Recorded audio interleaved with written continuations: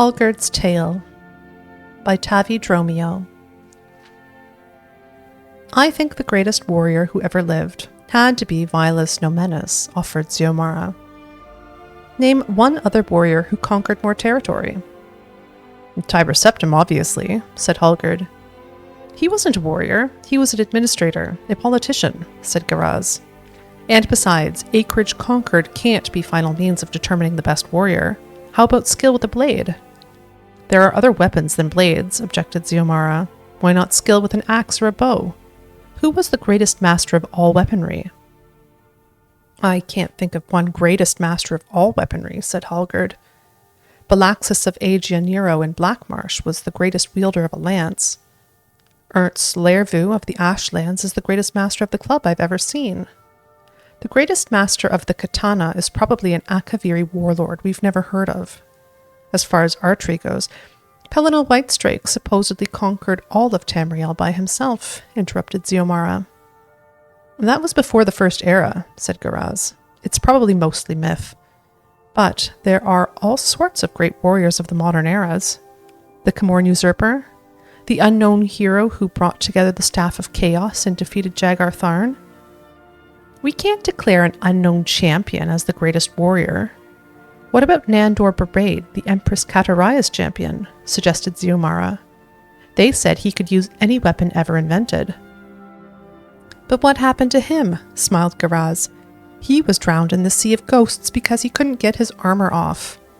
Call me overly particular, but I think the greatest warrior in the world should know how to take armor off. It's kind of hard to judge ability to wear armor as a skill, said Xiomara. Either you have basic functionality in a suit of armor, or you don't. That's not true, said Hallgerd. There are masters in that as well, people who can do things while wearing armor better than we can out of armor.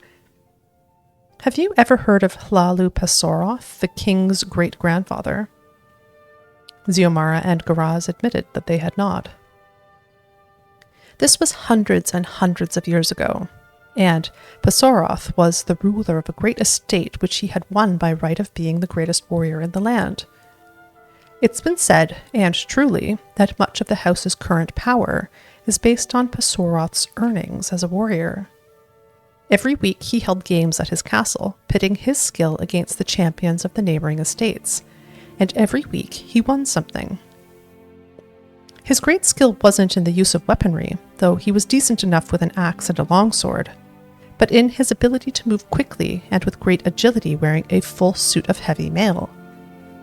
There were some who said that he moved faster while wearing armor than he did out of it. Some months before the story begins, he had won the daughter of one of his neighbors, a beautiful creature named Mina, who he had made his wife. He loved her very much, but he was intensely jealous, and with good reason. She wasn't very pleased with his husbandly skills, and the only reason Mina never strayed was because Pasoroth kept a close eye on her. She was, to put it kindly, naturally amorous and resentful of her position as a prize. Wherever he went, he always brought her with him. At the games, she was placed in a special box so that he could see her even while he competed. But his real competition, though he didn't know it, was from a handsome young armorer he also had won at one of his competitions. Mina had noticed him, and the armorer, whose name was Terran, had certainly noticed her. This has all the makings of a dirty joke, Hallgerd, said Xiomara with a smile. I swear that it's entirely true, said Hallgerd. The problem facing the lovers was, of course, that they could never be alone. Perhaps because of this, it became a burning obsession to both of them. Terran decided that the best time for them to consummate their love was during the games. Mina feigned illness, so she didn't have to stay in the box, but Pasoroth visited the sick room every few minutes between fights, so Terran and Mina could never get together. The sound of Pasoroth's armor clunking up the stairs to visit his sick wife gave Terran the idea. He crafted his lord a new suit of armor, strong and bright and beautifully decorated. For his purposes, Taran rubbed the leg joints with luca dust, so the more he sweated and the more he moved them, the more they'd stick together. After a little while, Taran figured, Pasoroth wouldn't be able to walk very quickly, and wouldn't have enough time in between fights to visit his wife. But just in case, Taran also added bells to the legs which rung loudly when they moved, so the couple would be able to hear him coming in plenty of time. When the games commenced the following week, Mina feigned illness again, and Taran presented his lord with the new armor. Pasoroth was delighted with it, as Taran hoped he would be, and donned it for his first fight. Taran then stole upstairs to Mina's bedchamber. All was silent outside as the two began to make love. Suddenly, Mina noticed a peculiar expression on Taran's face, and before she had a chance to ask him about it, his head fell off at the neck. Pasoroth was standing behind him with his axe in hand.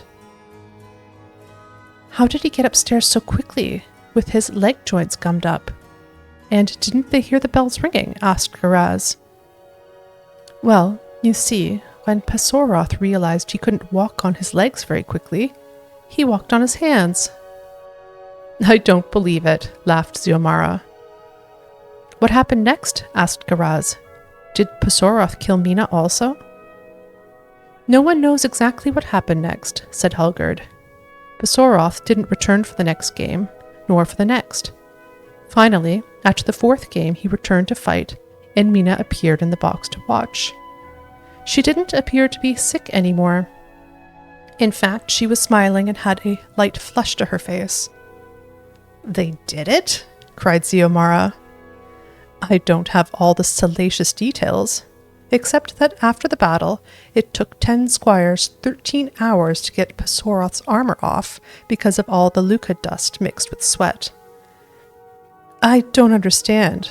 You mean he didn't take his armor off when they... But how? Like I said, replied Hallgerd, this is a story about someone who was more agile and accomplished in his armor than out of it. Now that's skill, said Garaz.